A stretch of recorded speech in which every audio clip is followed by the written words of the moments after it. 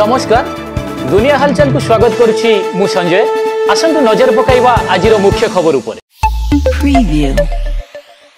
ब्रह्मपुर गंजाम जिला बुगुड़ा थाना अधीन खड़ भाग निकट में बस और भ्यान मध्य मुहांमुही धक्का दुर्घटन 3 जनकर मृत्यु घटिया बेले मृतक माने हेले भ्यान ड्राइवर तथा गोलंदरा थाना अंतर्गत हलदिया पदर केवटसाई निवासी बाबू बेहेरा, गोसाड़ी नुआगां थाना अधीन हलदिया पदर राजेंद्र कुमार बडू और बड़साई निवासी सुनीता पात्र एवं बस अन्य किसी यात्री माने सामान्य आहत होइतिले।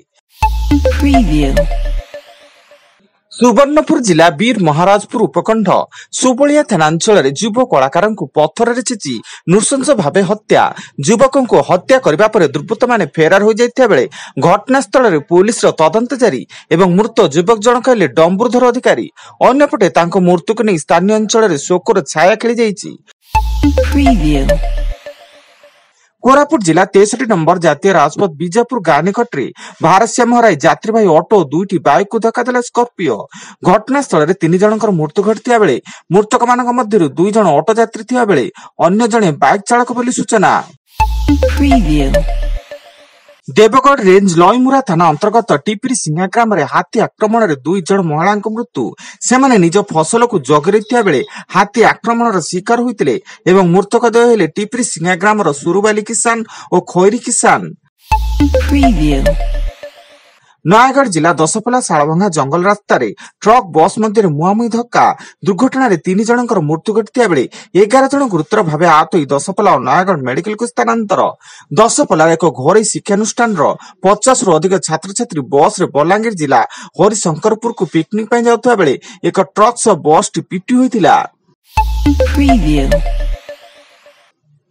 देवगढ़ बनखंड अंचल हाथी दांत जबत सह घटना 3 जन अभियुक्तों को गिरफ्त करा जायछि। सेमाने एक होटेल रे हाथी दांत को डील करुवा बेले घटनास्थल वन विभाग पहुंची 3 जन को गिरफ्त करथिला।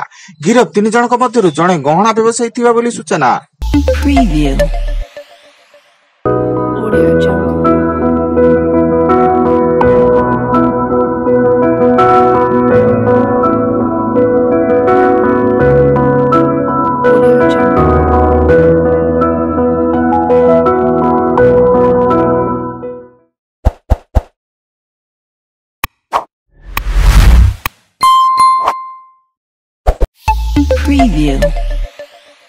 पंचस्तरीतम साधारणतंत्र दिवस अवसर में गंजाम एसपी जगन मोहन मीना को 2023 राज्यपाल पदक प्रदान करा जायछि। एनी भुवनेश्वर लोकसेवा भवन आयोजित कार्यक्रम में ओडिशार महामहिम राज्यपाल रघुवर दास तांको एही सम्मानजनक पदक प्रदान करिसेंति।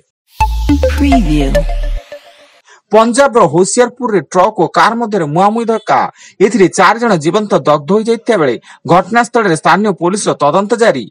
होशियारपुर मुकोरी अंचल एक कार द्रुत गति आसुवा बेले एक ट्रक सह धक्का होइतिला।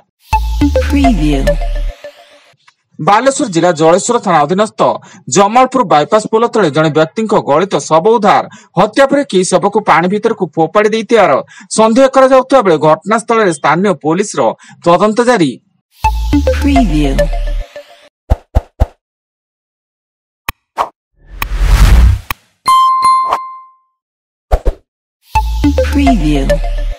दिल्ली रो एसीपी यशपाल चौहान निखोज पुओ लक्ष्य चौहान मृतदेह हरियाणार पानीपत केनाल रो उद्धार होईची। से विवाह पार्टी को जाइथिया बेले सांग माने ताको केनाल को ठेली मार देथिबा जणा पड़िथिया बेले पुलिस एक मामला रुजु करी जणको गिरफ्त करिची। एवं आज राज्य में पागर परिवर्तन हेबो। राति तापमात्रा 2 रु 3 डिग्री सेल्सियस सामान्य हास्याभास बढ़िबो शीत एवं किछि स्थान रे मध्यम धरणर कुड़ी देखा जिबार संभावना रहिछि।